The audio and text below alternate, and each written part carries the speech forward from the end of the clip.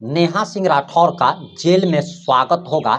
UP की police का यानी कि योगी की पुलिस का बयान आ गया है। जी हां, आप बिल्कुल सही सुन रहे हैं और आज की हमारी इस वीडियो का थंबनेल आप देख पा रहे होंगे, जिसमें हमने साफ तौर पर लिखा है कि नेहा सिंह राठौर का ना सिर्फ यूपी के जेल में स्वागत होने जा रहा है, बल्कि योगी की पुलिस का बयान भी आ गया है। और आज की इस रिपोर्ट में हम इसी बात पर चर्चा करने आए हैं कि आखिर नेहा सिंह राठौर के बारे में ये जो खबर आ रही है कि वह बहुत लंबी जाने वाली है और योगी की पुलिस का आखिर क्या बयान आया है। और यकीन मानिए, योगी की पुलिस के मूंछों का ताव देखकर आप समझ जाएंगे कि ये सालों के लिए अंदर जाने वाली है। इतना ही नहीं, बल्कि नेहा सिंह राठौर के जेठ का भी बयान आ गया है। और आखिर पूरा मामला क्या है, पूरा मामला इस 5 से 8 मिनट की रिपोर्ट में हम आपको बताने जा रहे हैं।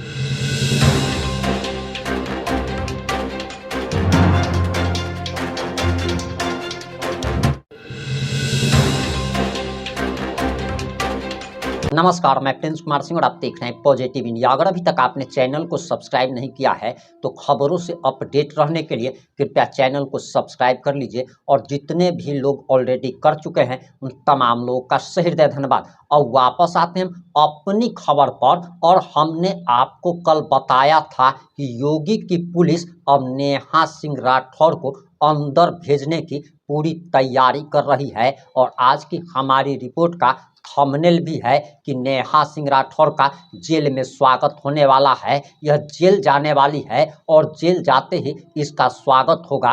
यूपी की पुलिस का भी बयान आ गया है और आखिर योगी की पुलिस ने क्या कहा है, आप सबसे पहले ये बयान सुनिए। अभय कुमार सिंह ने थाना हजरतगंज पर आकर के एक ट्विटर अकाउंट जो नेहा सिंह राठौर के नाम से ऑपरेट हो रहा है, जिसके द्वारा कई सारे ट्वीट किए गए हैं, उसके संबंध में आपत्ति प्रकट करते हुए एक तहरीर दी, जिसमें सुसंगत धाराओं में उस ट्विटर हैंडल के जो भी उपयोगकर्ता हैं उनके खिलाफ अभियोग पंजीकृत किया गया है।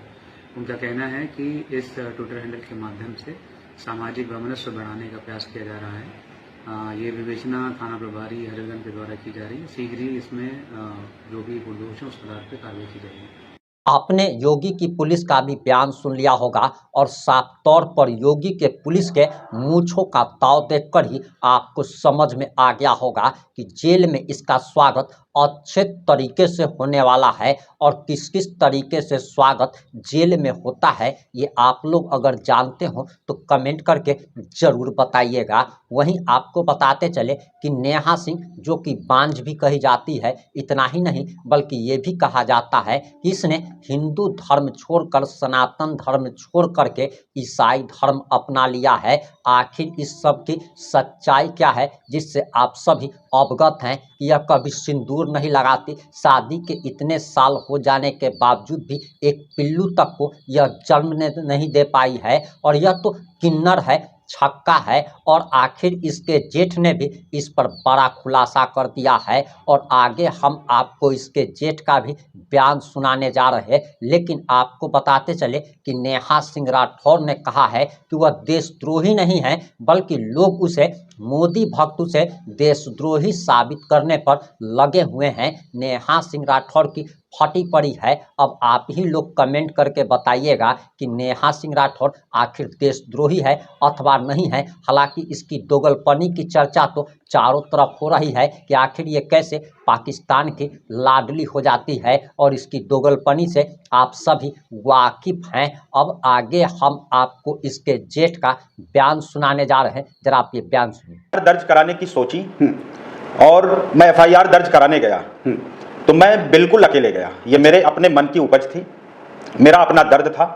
और इसके बारे में तो अगर जो बहुत सारे आरोप मेरे ऊपर लग रहे हैं कि भाजपा की तरफ से ये एफआईआर मैंने दर्ज कराई है, भाजपा के एक सामान्य कार्यकर्ता, किसी सदस्य को भी नहीं पता होगा कि अभय सिंह निर्भीक नेहा सिंह राठौर पे एफआईआर दर्ज कराने जा रहे हैं। ये आप कह रहे हैं ना? ये मैं कह रहा हूँ और यही सच कह रहा हूँ। मैं भी एक सैनिक का बेटा हूँ। मैं बात है ये उसी दिन 27 तारीख की रात में, सुबह की बात है। मैं 26 की रात में देर तक जगा। मेरी आदत है, मैं बहुत देर तक जगता हूँ। रात में 3-4 बजे सोता हूँ, सुबह हो जाती है। ऐसा ही उस दिन भी हुआ। मैं अभिमन्यु पर एक कविता लिख रहा हूँ। अच्छा। उस विषय पे पढ़ना और लिखना दोनों में मैं व्यस्त था। और सुबह 4:30 के आसपास मैं सोया होऊंगा, 4-4:30 बजे। और लगभग 10 बजे के आसपास मैं सो के उठा हूँ। मैंने अपना मोबाइल उठाया आमतौर पे सब उठा लेते हैं, आजकल तो बिना मोबाइल के लोगों का जीवन ही नहीं प्रारंभ होता, उसी की बीमारी मेरे अंदर भी थोड़ी सी है। मैंने मोबाइल उठाया तो मैंने देखा कि फेसबुक पर तमाम ऐसे स्क्रीनशॉट वायरल हुए हैं, लोगों ने शेयर किए हैं, जो पाकिस्तान में चल रहे एक न्यूज एजेंसी, एक न्यूज है वहाँ पे, जिसके ट्विटर अकाउंट पे पीटीआई प्रमोशन करके है, वहाँ इनका वीडियो चला और उन्होंने ये बताया कि भारत की बहादुर लड़की से सुनिए पहलगाम हमले की सच्चाई क्या है। ये जब पाकिस्तान में ट्रोल होते हुए मैंने देखा और वो मेरे सामने कहीं आया तो मेरे अंदर फिर मुझसे नहीं रहा गया। मैंने कहा देखिए, सरकार की आलोचना करना, सरकार से प्रश्न करना, ये प्रत्येक भारतवासी का अधिकार है, इसको कोई नकार नहीं सकता और इस अधिकार को कोई छीन भी नहीं सकता। लेकिन अभिव्यक्ति की आजादी के नाम पर हम अगर कोई ऐसी अनाप शनाप बातें करें, कोई ऐसा काम करें जिसका प्रयोग दुश्मन देश हमारे देश के खिलाफ करने लगे, तो मुझे इस बात का कष्ट हुआ और मुझे गुस्सा आया। और उसी गुस्से में, उसी कष्ट में मैंने तुरंत अपनी पत्नी से कहा कि मैं आज इसके खिलाफ कानूनी कार्रवाई करूंगा। जो बात हुई कि उरी का, पुलवामा का और फिर पहलगाम का कनेक्शन इतने अंदर कैसे आ गए, क्या हमें यह प्रश्न करने का अधिकार नहीं है देश के किसी नागरिक को? बिल्कुल अधिकार है। हमें सरकार से आंख में आंख मिलाकर बात करनी चाहिए और यह प्रश्न करना चाहिए बिल्कुल कि कैसे यहां तक आ गए, आतंकवादी कैसे पहुंचे, ये जानना हमारा सबका अधिकार है। लेकिन यह हमला किसी ने करा दिया है, सेना की जान जोखिम में डालने के लिए, किसी चुनाव के लिए करा दिया गया है, यह गलत है। आप कैसे कह सकती हैं? आपके पास क्या प्रूफ है? आप सरकार से पूछिए। सरकार ने कहीं ना कहीं इस बात को माना भी, सर्वदलीय बैठक में माना, अपनी कैबिनेट की बैठक में, मीटिंग में माना उन्होंने कि सरकार से चूक हुई है, इंटेलिजेंस से चूक हुई है। लेकिन नेहा सिंह राठौर के पास क्या प्रूफ है कि यह हमला भाजपा ने बिहार चुनाव के लिए कराया है और इसका प्रयोग पाकिस्तान कर रहा है कि पहलगाम हमले की सच्चाई सुनिए। जब देश कहीं ना कहीं, हमारी सेनाएं अलर्ट मोड पर थी, अब तो युद्ध प्रारंभ एक तरह से हो चुका है, ऑपरेशन सिंदूर चल रहा है। ऐसी स्थिति में नेहा सिंह राठौर कैसे यह बात कह सकती है? उनके पास क्या प्रमाण है कि यह हमला भाजपा ने कराया है? वो जाए न्यायालय में जाएं, वो जाए राष्ट्रपति के पास जाएं और इसकी उच्च स्तरीय जितनी भी बड़ी जांचें हो सकती है जांच कराएं और इसके पीछे जो लोग भी हैं उन्हें बेनकाब किया जाए, वो चाहे सत्ता पक्ष से जुड़े हुए हों, चाहे विपक्ष से जुड़े हुए हों, चाहे वहां के स्थानीय लोग हों। भी मिलती है मोदी को गाली देने से, उनको कोसने से। वो टीआरपी चाहती हैं, उसका परिणाम चाहे देश के हित में आए, उनको कोई इससे लेना देना नहीं है। उसका परिणाम चाहे जनता के हित में आए या अहित में आए, उससे भी उनको कोई लेना देना नहीं है। हमारे देश की कहीं आलोचना हो, इसकी उनको कोई चिंता नहीं है। उनको सिर्फ और सिर्फ प्रत्येक मुद्दे पर तुरंत वीडियो बनाकर टीआरपी चाहिए।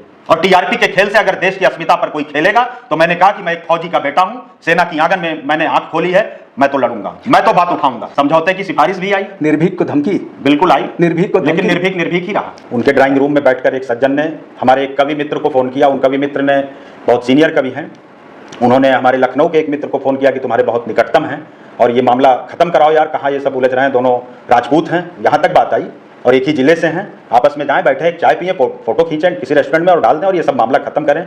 तो मैंने भी कहा कि नेहा जी से मेरी कोई व्यक्तिगत दुश्मनी नहीं है, उन्होंने मेरे किसी भी प्लॉट पर कब्जा नहीं किया है, न मेरे किसी 1-10 बिस्सा 1 बीघा 2 बीघा खेत को जोता है।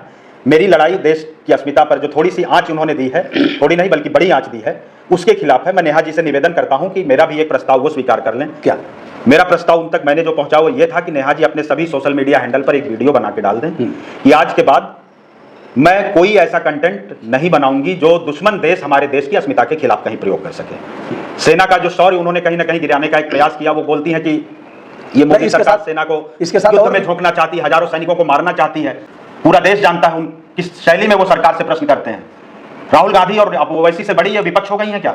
भाई साहब, कहा गया है जत्र, वो जब आज देश की सत्ता के साथ, देश की सरकार के साथ, देश की सेना के साथ खड़े हैं, तो इनको क्या दिक्कत थी? इनको दिक्कत थी, इनको टीआरपी चाहिए, इनको व्यूज चाहिए। हाँ, क्या लगेगा? भसुर ही कह सकते हैं, भसुर के सामने मतलब जेठ लगेंगे आप। जी, तो जेठ के आगे कैसे, अगर मान लीजिए चुन्नी उन्नी ओढ़ के ऐसे आ जाए भारतीय नारी जैसी और कहे कि ऐसे करके, तो मैं कहूंगा यत्र नार्यस्य पूज्यन्ते रमन्ते तत्र देवता। क्या हम उस देश के वासी हैं, हम नारियों की पूजा करते हैं, लेकिन अगर नारी कहीं देश की अस्मिता के खिलाफ जाएगी तो हमें फिर नारायण का दूसरा रूप रखना पड़ेगा और उसके खिलाफ खड़ा होना पड़ेगा। आपने नेहा सिंह राठौर के जेठ का भी बयान सुन लिया होगा। अब इस बयान पर आपकी क्या प्रतिक्रिया है? अपनी प्रतिक्रिया जरूर दीजिएगा। जुड़े रहे हमारे साथ। जय हिंद, जय भारत।